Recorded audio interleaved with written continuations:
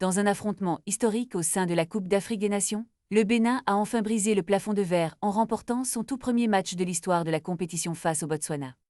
Après une défaite initiale contre la République démocratique du Congo, les Guépards ont affiché un esprit combatif et une détermination sans faille ce samedi.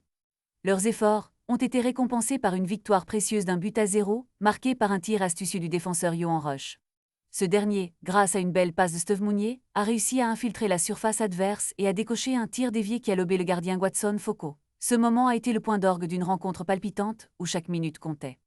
Alors que le Botswana avait failli ouvrir le score quelques instants plus tôt avec une occasion en or ratée par Tumizango Benin, le Bénin a su faire preuve de résilience et a tenu bon malgré les assauts de l'adversaire.